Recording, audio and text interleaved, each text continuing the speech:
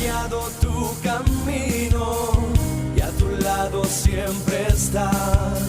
Sus promesas cumplirá y a su tiempo lo verás. Eres parte del pueblo de Dios, Él te levantará, te restaurará y tu victoria llegará. Fuiste llamado y escogido, a su voz has respondido. Es tiempo de creer. Centro Victoria, nacimos para vencer.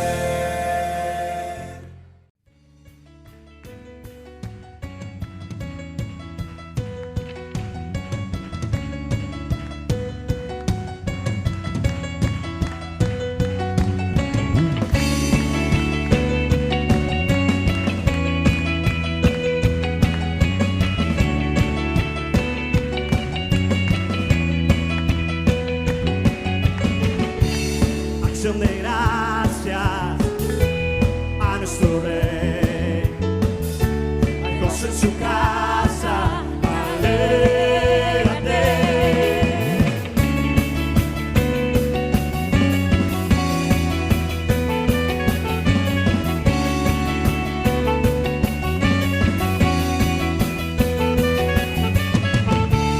Acción de gracias a nuestro Rey.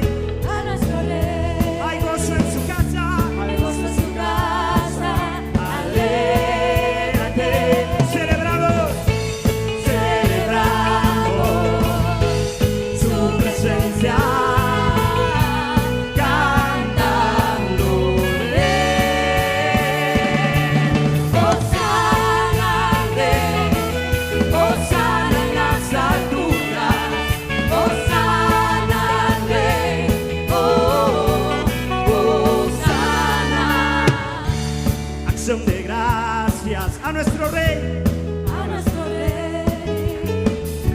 hay gozo en su casa, alégrate. Celebramos, celebramos su presencia, cantándole. Hosana al Rey, hosana en las alturas. Hosana al Rey, oh, Hosana, Hosana.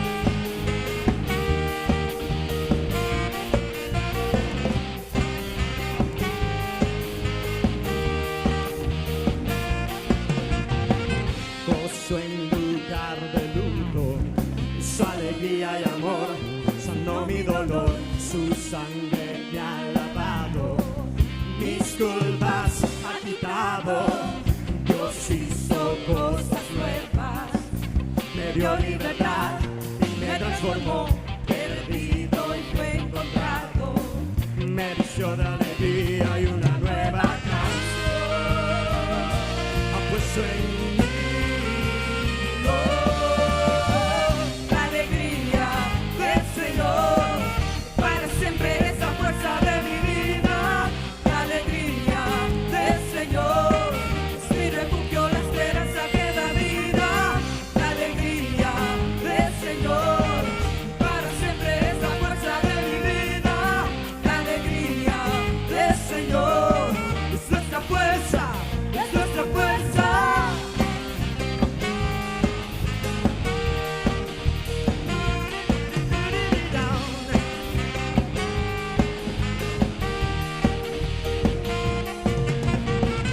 Gozo en lugar de luto, su alegría y amor sanó mi dolor, su sangre me ha lavado, mis culpas ha quitado, Dios hizo cosas nuevas, me dio libertad y me transformó, perdido y fue encontrado, me vistió de alegría y una nueva canción. Pues en mí, La alegría del Señor, para siempre es la fuerza de mi vida. La alegría del Señor es mi refugio, la esperanza que da vida. La alegría del Señor, para siempre es la fuerza de mi vida. La alegría del Señor es nuestra fuerza, es nuestra fuerza. con sus palmas arriba.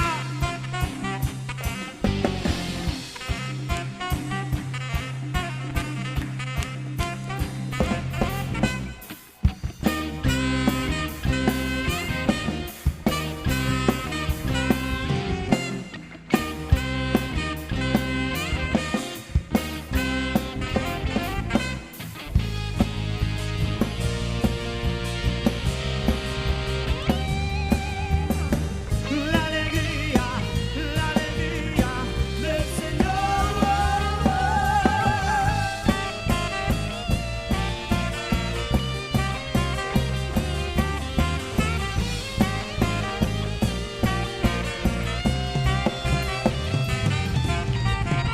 La alegría Del Señor, para siempre es la fuerza de mi vida.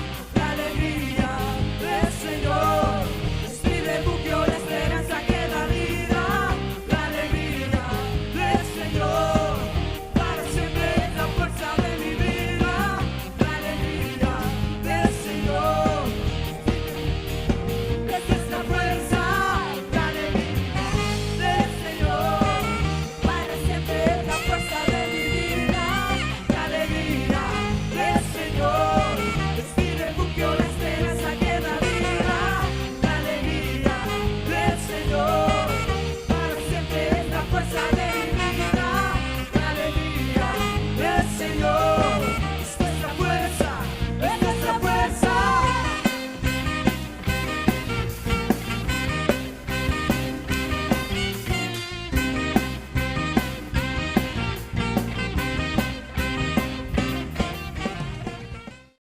Amén, así es. Y así como acabamos de adorar a Dios juntos, yo también invito a que juntos declaremos lo que creemos en esta congregación. Traiga su Biblia, levántela ahí en su mano y declare que la Biblia es la palabra indestructible de Dios. Que yo soy todo lo que ella dice que soy. Que yo tengo todo lo que ella dice que tengo. Que yo puedo hacer todo lo que ella dice que puedo hacer. Y esta mañana una semilla poderosa será plantada en mí. Esa semilla la trae a continuación nuestro pastor Yamil Jiménez. Bendiciones. Muy buenos días, ¿cómo están amigos, amigas, hermanos, hermanas? Qué bueno poder empezar la semana comunicándonos, compartiendo la buena noticia, compartiendo un mensaje de esperanza, un mensaje de fe, un mensaje de optimismo. Eso es lo que nos da la palabra de Dios a nosotros. Jesús dijo: las palabras que yo les he hablado son espíritu y son vida. Así que nada mejor, de verdad, que empezar la semana, pues así como empezamos el día con un buen desayuno para fortalecer el cuerpo, pues empezamos la semana también tratando de alimentarnos con la palabra eterna de nuestro Dios. En la reunión pasada, en la charla pasada, estuvimos hablando acerca de cómo Pablo desarrolla en el capítulo 3 de los Gálatas su tesis de que la ley, a pesar de haber sido dada por Dios, termina llevándonos a una situación difícil, a una situación casi imposible de solventar, porque Pablo dice al final que la ley termina colocándonos bajo maldición. ¿Por qué? Y cita Deuteronomio 27:26, porque la misma ley cierra diciendo que maldito todo aquel que no hace todas las cosas escritas en este libro. ¿Cuántas cosas hay que hacer? ¿El 90%, el 95%, el 99%? No, todas. Puedes hacer 99 cosas bien hechas y pecaste en una, y entonces ya eso te colocó bajo la maldición que la misma ley proclama. Y curiosamente, ese es curioso, un dato curioso, no sé si tendrá importancia, pero el último libro del Antiguo Testamento, que es el libro del profeta Malaquías, es un libro corto, interesante de leer, pero la última palabra del profeta Malaquías, que obviamente también es la última palabra del Antiguo Testamento, ¿sabe cuál es? Es justamente la palabra maldición. O sea que todo el Antiguo Testamento arranca ya en Génesis 1:1, muy bonito, diciendo que en el principio creó Dios los cielos y la tierra. Esa es su primera palabra. Pero como los hombres rechazaron a ese Dios creador, a ese Dios amoroso, a ese Dios proveedor, pues el Antiguo Testamento cierra con una palabra. La palabra es maldición. Es una palabra terrible, es una palabra horrible. Tan horrible que hasta la Biblia nos prohíbe maldecir. Dice bendecid y no maldigáis. Bueno, pues así es como termina justamente el Antiguo Testamento. Y luego vienen casi 400 años de silencio, lo que se conoce como el periodo intertestamental. Y ahí quedó en el aire, en suspenso, esa palabra, durante 4 siglos, hasta que aparece Jesús y empieza el nuevo pacto. Y con el nuevo pacto viene una oportunidad, la única posibilidad de librarnos de esa condena de maldición que la ley nos había impuesto. ¿Cómo resuelve Pablo eso? Muy bien, pues se supone que ya ustedes vieron el video de anoche, que sería la parte 1 de este tema que se llama la ley y la bendición. Hoy vamos a entrar entonces a la parte 2. ¿Cómo resuelve Pablo este problema de que tenemos la ley, tratamos de cumplirla, no lo logramos y automáticamente nos ponemos bajo la maldición que la misma ley nos imparte por quebrantarla? Muy bien, cerramos anoche y vamos a empezar hoy con el versículo 13 de Gálatas 3. ¿Qué dice Pablo? Dice: Cristo nos redimió de la maldición de la ley, hecho por nosotros maldición, porque está escrito: maldito todo el que es colgado en un madero. Esto probablemente sea la mejor noticia que podamos escuchar nunca. Note que aquí no dice Pablo que Cristo nos va a redimir de la maldición. Note que aquí Pablo no está hablando en futuro, ni está hablando en presente. No dice Cristo nos está redimiendo de la maldición, sino que está hablando en pretérito, está hablando en pasado. Es algo que ya está hecho, que ya aconteció históricamente, que ya aconteció judicialmente, legalmente. Dice: Cristo nos redimió de la maldición de la ley. ¿Y cómo podía Cristo redimirnos de la maldición de la ley? Bueno, la primera es que Cristo es el único hombre, es la única persona que ha caminado en este planeta que pudo obedecer 100% la ley. Él dijo: yo no vine para abolirla, vine para cumplir la ley. Entonces, aquí tenemos un hombre que no cometió pecado, que no hizo engaño, el hombre absolutamente justo, el hombre absolutamente perfecto. Tenemos ese individuo ideal hacia el cual apuntaba la ley, ese ideal que nadie más ha logrado cumplir, Salomón con su sabiduría, ni David siendo conforme al corazón de Dios, ni los mejores guerreros, ni el mismo Moisés. Ninguno. Nadie pudo cumplir la ley. Hubo hombres buenos y mujeres excelentes, santos y santas de Dios, héroes, guerreros, profetas, todo lo que usted quiera, pero perfectos, ninguno.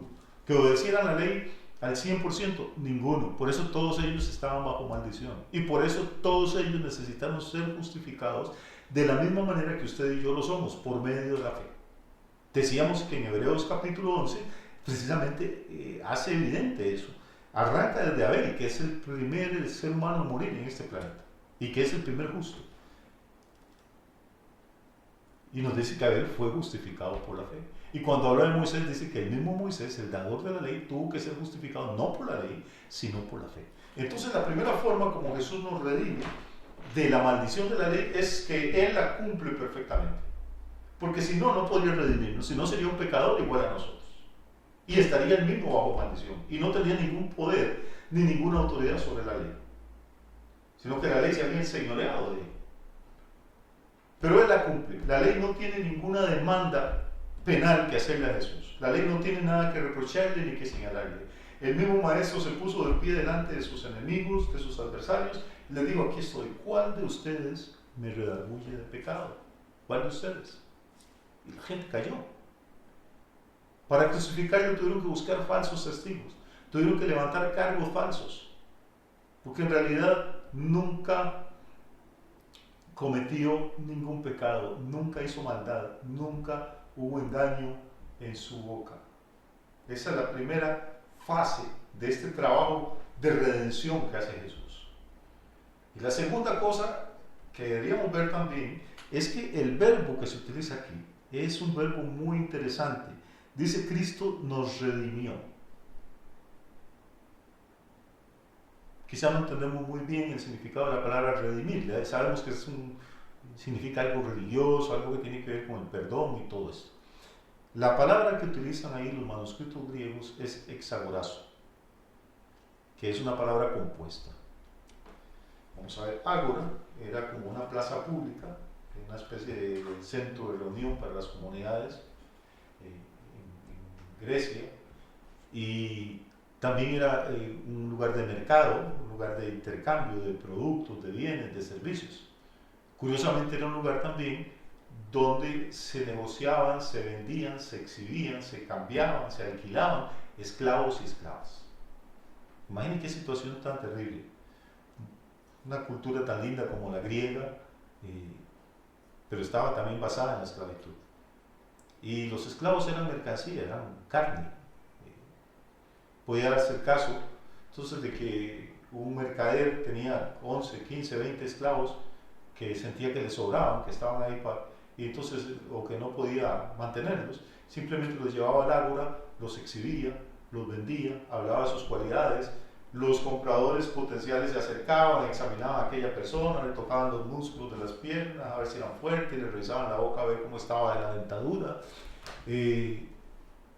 Exactamente como ir a comprar ganado, como ir a comprar un caballo. Tiene una situación inhumana, denigrante para los que la sufrían. Es una situación terrible, lamentable.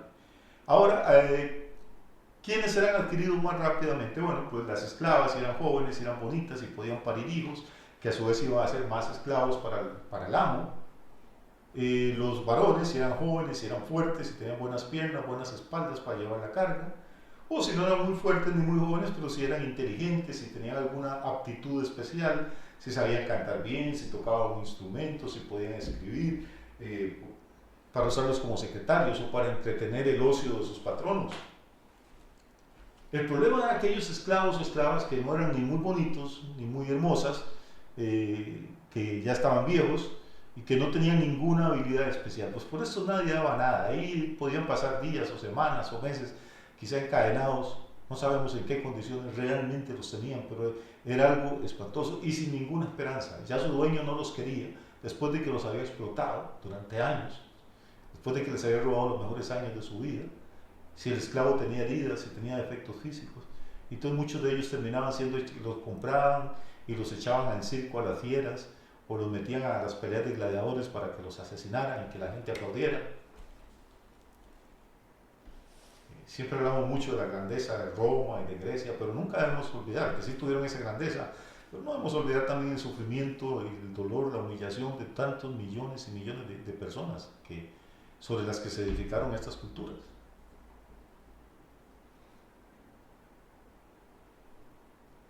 Y a veces nosotros no andamos muy lejos. Las revistas, qué sé yo, de moda sacan ahí en sus portadas famosos empresarios y multimillonarios. Pero cuánta de esa riqueza también se ha hecho basada en la injusticia, en la explotación, en pagar salarios miserables a miles de obreros y de obreras. Y entonces nada más ponen la parte glamurosa, ponen la parte ahí de los éxitos, pero nunca sale la masa que tuvo que ser oprimida, que tuvo que sufrir y pagar un precio para que algunos, obviamente no todos, no se puede generalizar, pero para que algunos de estos grandes magnates llegaran a estar donde están. Entonces, volvemos al tema, el verbo redimir es exagorazo.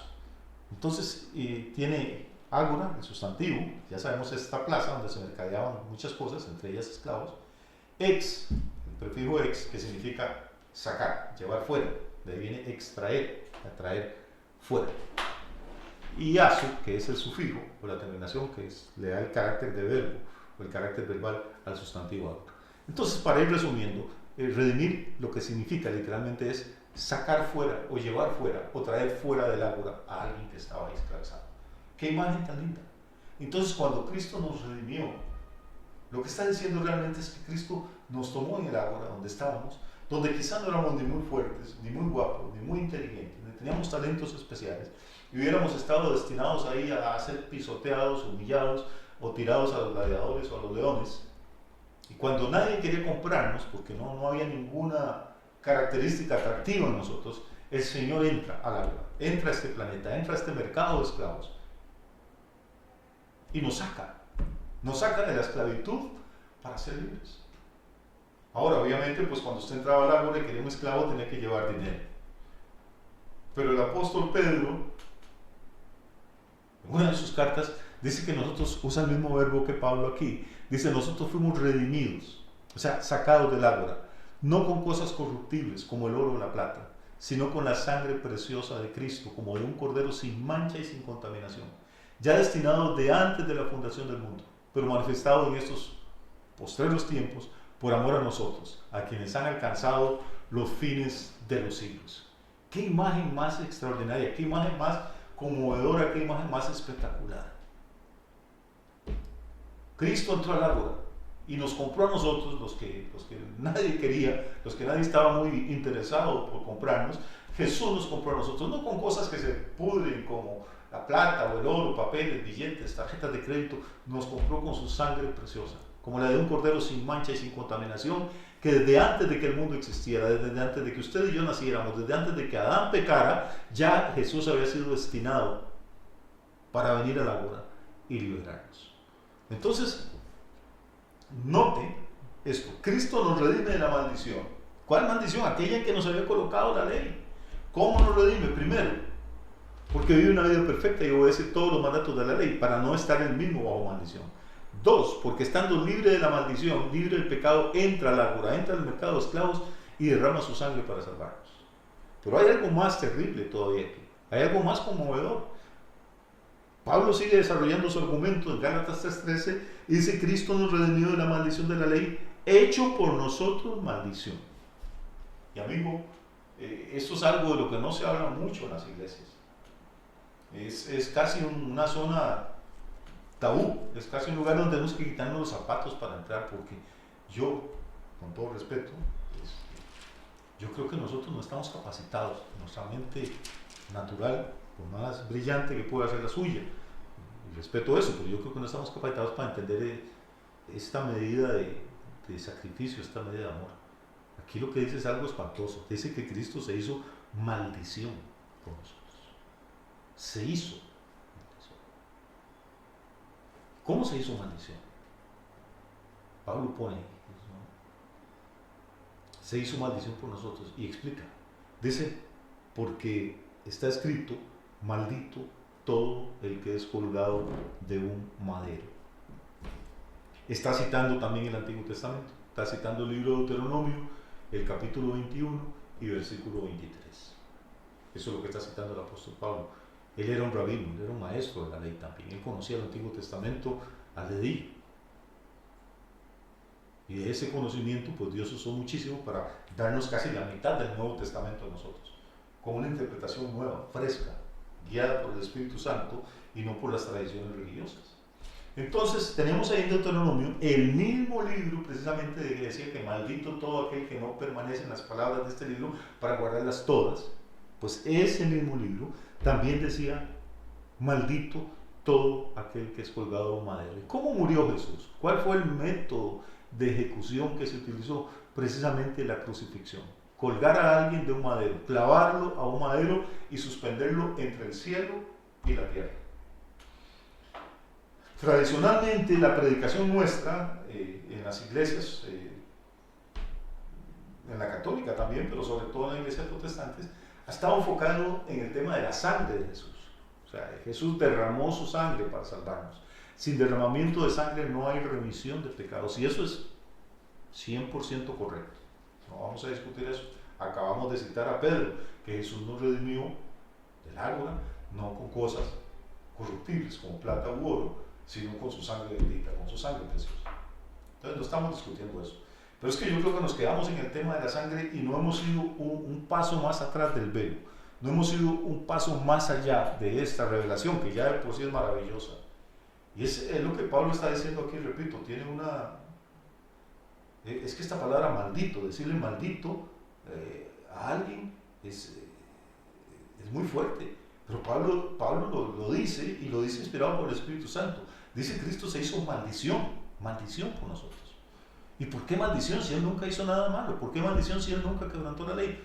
Bueno, porque cuando lo ejecutan utilizando un método que estaba proscrito por la ley deuteronómica. ¿No le parece raro ese versículo? ¿No le parece raro que allá en la época de Moisés, que siglos antes de que Jesús naciera, alguien hubiera escrito maldito todo el que es colgado de un madero? ¿Por qué eso? ¿Qué sentido tenía ese versículo? ¿Qué sentido tenía ese texto? ¿Por qué el Espíritu Santo inspiraría algo como eso? Bueno, porque Dios en su presciencia, en su conocimiento anticipado, en el plan eterno que se había diseñado desde antes de que el mundo fuera, sabía que Jesús iba a morir ejecutado en una cruz. Repito que nuestro énfasis ha estado puesto en el tema de la sangre, la muerte de Cristo, el derramamiento de su sangre. Pero pensemos una cosa. Pensemos en la muerte de Jesús. Bueno, sí, Jesús tenía que morir para salvarnos. Perfecto. Entonces, ¿por qué no lo ejecutaron en una horca? Vamos a ver. Si lo hubieran ahorcado, Jesús no hubiera sufrido tantísimas horas, hubiera muerto, y entonces pues ya se había cumplido ese requisito. Pero hay un problema, es que hubiera muerto sin derramar sangre. Y sin derramamiento de sangre no hay remisión de pecados.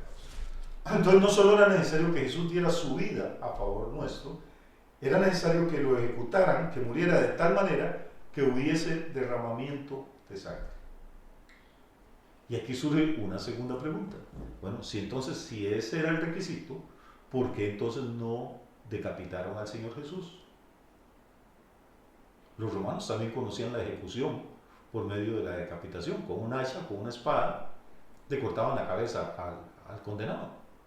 De hecho, bueno, Juan el Bautista murió así, murió decapitado. Ahora, cuando a una persona le cortan la cabeza, pues obviamente el derramamiento de sangre va a ser mucho mayor. Si se necesitaba que Jesús muriera, y aparte de que muriera tenía que derramar sangre, ¿por qué? Repito, no lo ejecutaron con el hacha o con la espada. Si hubieran cumplido los dos requisitos, hubiese muerto y hubiese derramado mucho más sangre que en una crucifixión.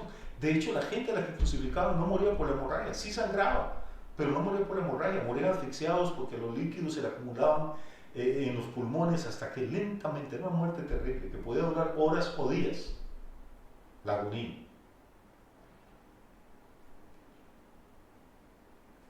Muy bien, porque si Cristo hubiera muerto decapitado, Él nos hubiera limpiado nuestros pecados, su sangre nos hubiera dado salvación, pero hubiera muerto sin poder librarnos de la maldición.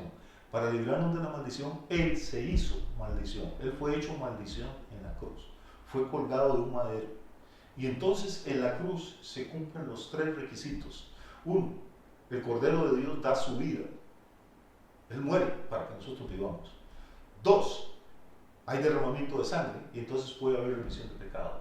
Pero 3, al morir colgado de un madero, Él toma sobre sí mismo, se hizo maldición por nosotros, voluntariamente. Note, siempre se habla, sobre todo para los sermones de Semana Santa, uy, los sacerdotes judíos tan malos, qué Judas tan traidor y tan terrible, los romanos tan insensibles y tan crueles, cómo mataron al Señor. Note varias cosas.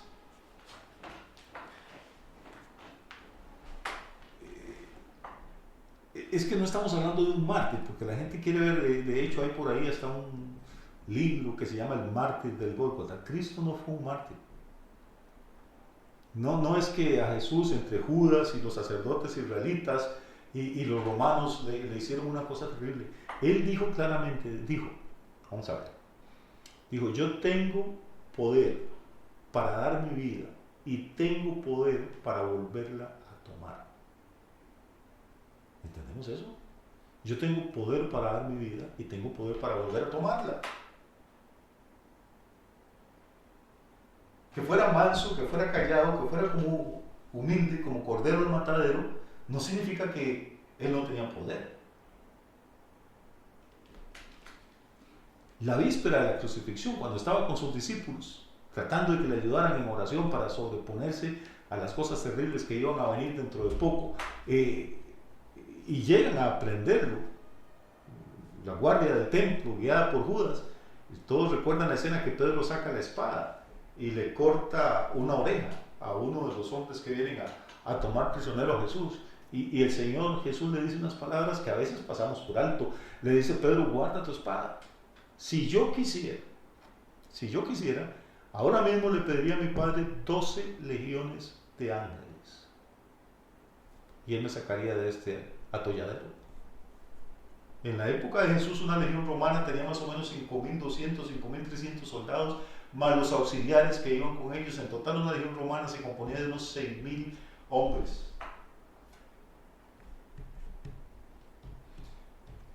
Volvamos a oír lo que Jesús le dice a Pedro. Si yo quisiera, le pediría a mi Padre, ahorita, y Él me daría 12 legiones de ángeles. Si una legión tenía 6.000 soldados, 12 legiones, pues deben de tener 72.000 soldados. ¿Qué es lo que me da a entender Jesús con estas palabras? Lo que nos da a entender es que en ese momento ahí sobre Getsemaní, en aquel lugar, había mínimo 72.000 ángeles de guerra, que lo único que esperaban era una orden, una palabra, un gesto de Jesús, y caían como rayos sobre aquella turba que venía a tomarlo preso. Y no solo sobre esta turba, si usted lee el Antiguo Testamento, dice que un solo ángel de Dios, en una noche, acabó con 185.000 enemigos de Israel. Ahora, si tenemos que un solo ángel tenía poder para matar a 185.000 y que hay 72.000 ángeles de guerra ahí dispuestos, multiplique. O sea, había más ángeles que habitantes en el planeta en aquel momento. Quiere decir que Jesús no fue a la cruz como una víctima indefensa, como esos sermones que presentan, que nos hacen echar lágrimas ahí en Semana Santa. No. Tenemos que entender que en todo esto hubo una decisión personal de Jesús. Él fue voluntariamente a la cruz porque era necesario. La cruz era necesaria. Porque la cruz es el único método que cumplía con los 3 requisitos. Él moría para que tuviéramos vida, derramaba sangre para que nosotros fuéramos perdonados de nuestros pecados, pero también se convertía en maldición. ¿Para qué? Dice, Cristo nos redimió de la maldición, y vuelvo a Gálatas 3:13, Cristo nos redimió de la maldición de la ley. ¿Cuál maldición? La de la ley. Hecho por nosotros maldición. Hecho por nosotros. Eso es lo que se llama la muerte vicaria de Jesús. Vicario es el que está en sustitución de otro, el que hace o sufre algo en lugar de otra persona. Quiere decir que la maldición de la ley que tenía que caer sobre mi persona y sobre la suya también, porque usted y yo hemos quebrantado no un mandamiento, sino supongo que varios. Y por lo tanto estábamos bajo una maldición proclamada desde el libro de Deuteronomio, capítulo 27-26. Jesús lo que hace es interponerse, es convertirse en un pararrayos y decir, Dios, todas estas maldiciones que tenían que caer sobre estas personas, que no caigan sobre ellas, que caigan sobre mí. Y por eso Él se abraza a la cruz. Ahora, la ley no podía hacer eso por nosotros. La ley no podía ni darnos vida, ni podía perdonarnos de nuestros pecados, y mucho menos liberarnos de la maldición que ella misma había decretado. Es solo la obra de Cristo Jesús, muriendo y resucitando por nosotros, la que hace estas maravillas, la que nos saca del agua, de la vergüenza, de la humillación, de la esclavitud del pecado, de la condenación de la ley, y la que también nos libra de la maldición que esa ley había decretado sobre nosotros. ¿Por qué? El versículo 14 de Gálatas 3 lo pone claramente. Dice, para que en Cristo Jesús la bendición de Abraham alcanzara a los gentiles, a fin de que por la fe recibiéramos la promesa del Espíritu. Hermanos, hablo en términos humanos, escribe Pablo. Un pacto, aunque sea de hombre, una vez ratificado, nadie lo invalida ni le añade. Ahora bien, a Abraham fueron hechas las promesas y a su simiente. No dice y a las simientes, como si hablase de muchos, sino como de uno, y a tu simiente, la cual es Cristo. Decíamos anoche que Jesús es descendiente directo de Abraham. Esa es la importancia que tienen las genealogías que aparecen en diferentes partes de las Sagradas Escrituras. Sigue Pablo su argumento. Esto pues digo, el pacto previamente ratificado por Dios para con Cristo. ¿Por qué Pablo está hablando de esto? Porque cuando Dios hace un pacto con Abraham de que le va a dar una simiente que va a ser bendición para las naciones, ya Jesús estaba en los lomos de Abraham. Esto a veces es un poquito difícil de explicar, pero tiene su lógica. Vamos a ver. Hay películas ahí de ciencia ficción interesantísimas que hablan de volver al pasado, y series de televisión y programas. Es un tema con el que las personas han soñado durante mucho tiempo. ¿Qué pasaría si uno pudiera retroceder al pasado? Bueno, parece que hay una imposibilidad lógica ahí, porque lo que podría ocurrir es, suponga que yo vuelva a 100 años atrás, que hay una máquina del tiempo, que hay, no sé, un agujero en el espacio y el tiempo, lo que sea, y que yo puedo volver. Imaginemos, pongámonos imaginativos un ratito. Yo puedo volver 100 años al pasado, y resulta que por un accidente o una batalla, lo que sea, mato a un hombre. Y sucede que ese hombre que yo mato iba a ser mi abuelo. Entonces, al matar a mi abuelo, pues obviamente mi abuelo no pudo engendrar a mi padre. Y si él no pudo engendrar a mi padre no pudo engendrarme a mí. Y si no pudo engendrarme a mí, ¿cómo era que yo pude haber vuelto al pasado? O sea, hay una imposibilidad lógica. ¿Por qué? Porque de alguna forma, mi abuelo tenía en sus lomos a mi padre, y mi padre tenía en sus lomos a mí. Y cuando Dios hace un pacto con Abraham, todos los descendientes de Abraham estaban en sus lomos. Por eso dice Pablo aquí, porque si no, no vamos a entender esto, verso 16 de Gálatas 3, ahora bien, a Abraham fueron hechas las promesas y a su simiente. O sea, no solo a Abraham, sino a Abraham y a su simiente. No dice y a las simientes, como si hablara de muchos, sino como de uno, y a tu simiente, la cual es Cristo. Esto pues digo, el pacto previamente ratificado por Dios para con Cristo, la ley que vino 430 años después no lo abroga para invalidar la promesa. Entonces Dios hizo un pacto con Abraham para con Cristo. ¿Por qué? Porque Jesús estaba en los lomos de Abraham. Por eso los rabinos judíos tienen un proverbio por ahí que dice que el que mata a un hombre, mata a un mundo. Que mata a una mujer, mata a un mundo. Porque no solo está asesinando a esa persona, está asesinando a los hijos, nietos, bisnietos, tataranietos, y todas las generaciones que aquel hombre o aquella mujer pudieron haber traído a la vida en este planeta. Porque cada uno de nosotros porta en su cuerpo, desde niño, el potencial para engendrar vida. Quizás usted dice, 2, 3 hijos. Entonces esos 2, 3 hijos, cada uno podría tener 2 o 3 nietos, y esos nietos cada uno podría tener 2 o 3 bisnietos, y cada uno de sus bisnietos, y en 100, 200, 500 años, serían una multitud, sería un pueblo. Cuando Dios hace el pacto con Abraham, en ese pacto está incluida la simiente de Abraham, y esa simiente, dice Pablo, es Cristo. Dios hizo un pacto, y ese pacto, Pablo lo fecha. Dice el versículo 17, esto pues digo, el pacto previamente ratificado por Dios para con Cristo, La ley que vino 430 años después no lo puede abrogar. Esa ley no puede invalidar la promesa. Hay un orden de precedencia. La promesa de Dios para nosotros en Cristo Jesús antecede por más de 4 siglos a la ley que Moisés transmite desde el monte Sinaí. Y esa ley, al ser posterior, no puede abrogar, no puede anular, no puede cancelar la promesa que tenía 430 años ya de estar vigente. Y esa promesa se le dio a Abraham porque creyó. Fue justificado por la fe. Fue llamado amigo de Dios por la fe. Y curiosamente, el mismo título que le da Dios en el Antiguo Testamento a Abraham, mi amigo, es el que Jesús nos da a nosotros en el Nuevo Testamento, en Juan capítulo 17. Dice, ya no los voy a llamar a ustedes más siervos, porque el siervo no sabe lo que hace su Señor, pero yo los voy a llamar amigos.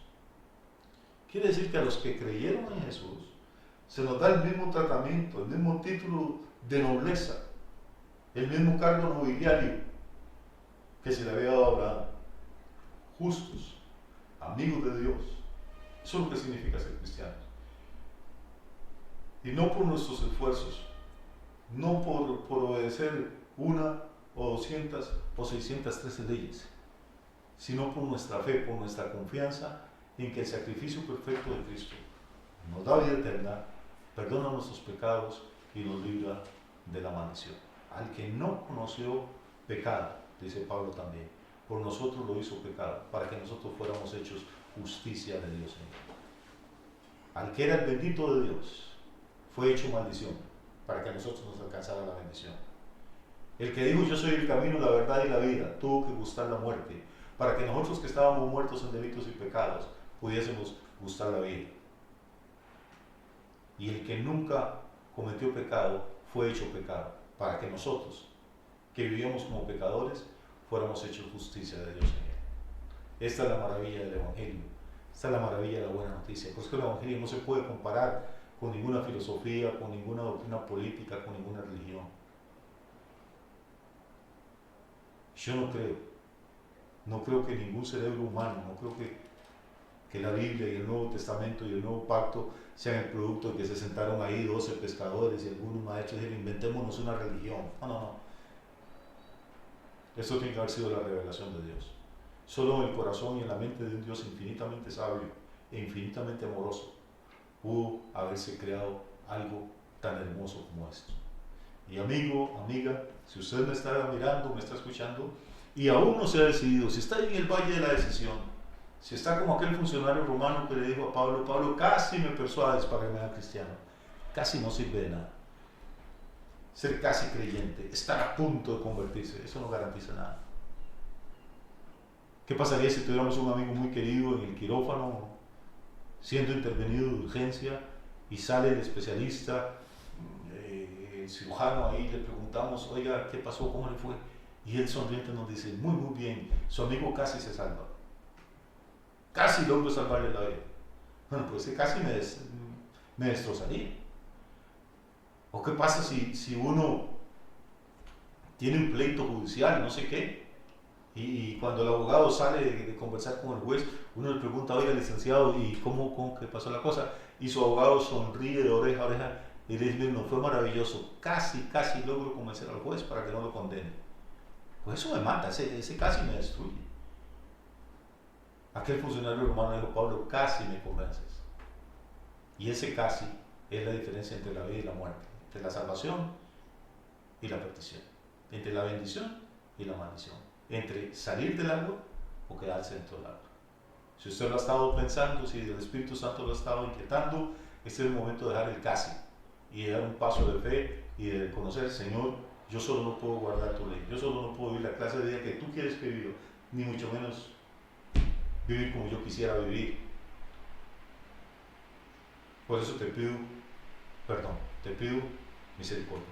Recibo ese regalo tuyo, recibo ese don maravilloso que compraste para mí a precio de sangre en la cruz del Calvario y te invito para que entres y seas el dueño de mi vida. Y si lo hace, usted nunca se va a repetir. Que estén muy bien, que tengan una semana linda, bendecida. Si no se ha suscrito al canal, suscríbase y va a ver cómo le van a estar llegando notificaciones de series de estudios, de charlas, de conferencias y eventos, actividades que creemos que pueden ayudarle pues, en muchas maneras diferentes para tener una vida más linda y más bendecida. Muchas gracias.